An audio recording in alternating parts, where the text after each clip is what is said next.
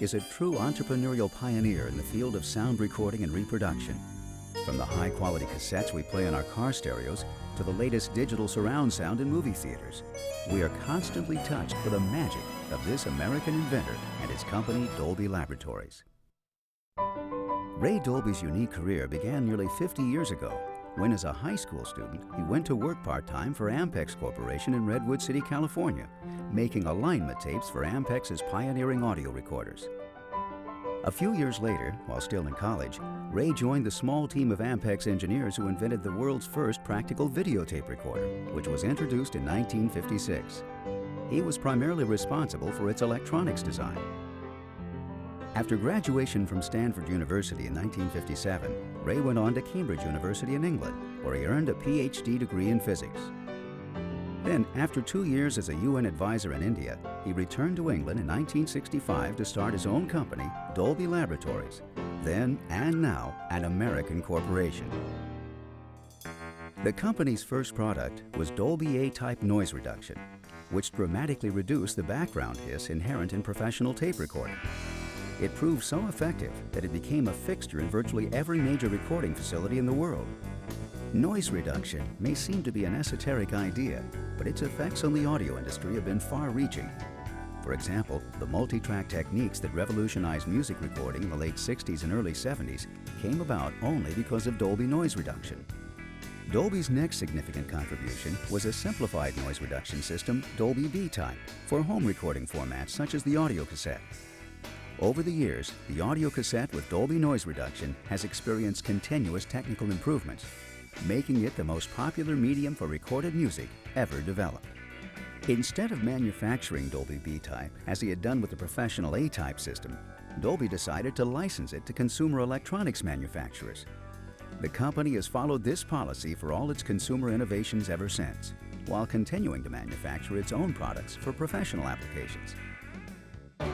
The company then turned its attention to improving motion picture sound. Back then, when you went to the movies, you usually heard mono low-fidelity sound from an optical soundtrack that hadn't changed any since the 1930s. Only rarely would you hear hi-fi stereo sound from a handful of films that were released with very costly magnetic soundtracks. What Dolby did was to apply noise reduction and other techniques to the old-fashioned optical soundtrack to get hi-fi multi-channel surround sound from it. This practical and economical new technique, originally called Dolby Stereo, took the world by storm with the release of Star Wars in 1977, and is the real reason why for the past 10 or more years most movies have been heard with multi-channel surround sound. Dolby's improvements in movie sound led to yet another major development, home theater with Dolby surround sound. This came about because the original surround sound encoding on Dolby films remains intact when they are transferred to video cassettes and laserdiscs, or when they're broadcast on stereo TV. Today, there are thousands of programming choices that include movies, TV shows and sports events, CDs, and video games. In the mid-'80s, Ray Dolby developed a powerful new system he called spectral recording, or SR. This was the time when digital audio was becoming popular for professional recording, but was very expensive. Dolby SR gave existing analog studio tape recorders a new lease on life, with even better performance than the new digital machines. What's more, when applied to film soundtracks, Dolby SR took movie sound to new heights and has now become the standard analog soundtrack format on almost all film titles. As the years went on, Dolby didn't neglect the audio cassette either. First, a new, more powerful noise reduction system called Dolby C-type was introduced in 1981. Then came the ultimate cassette system in 1990, Dolby S-type, which was derived from the professional Dolby SR system.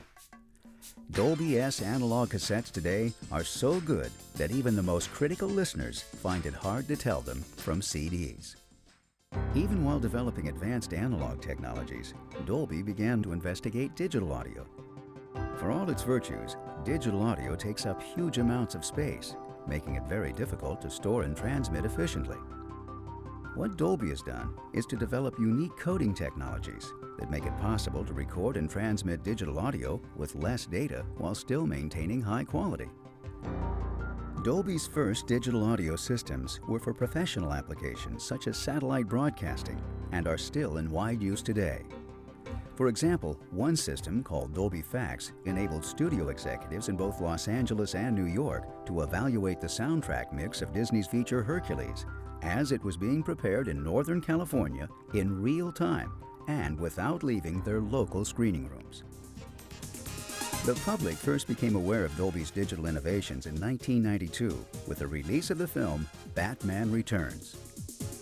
This was the first film to incorporate a brand new 6-channel digital soundtrack format developed by Dolby and called appropriately Dolby Digital. It has since become the benchmark for state-of-the-art film sound. Like Dolby Surround, Dolby Digital is migrating into the home. The first format to adopt it was the Laserdisc. Even more exciting, Dolby Digital is the required multi-channel sound format for the DVD video disc, which combines multi-channel digital audio and a picture far superior to VHS tape on a disc the same size as a CD. Dolby Digital is also the sound format for the new US digital TV system, and it's being used in a host of multimedia applications as well. Of course, all this success didn't happen overnight. It took Ray Dolby's vision not just to come up with specific innovations, but to recognize and effectively demonstrate how they could enable new recording and listening formats. It took the decision to manufacture professional audio equipment on the one hand and to license consumer products on the other. And it took setting up not only R&D, engineering, and manufacturing facilities, but also unique licensing and film sound programs, widely regarded as models of their kind, to bring Dolby technologies out of the lab and into the real world worldwide.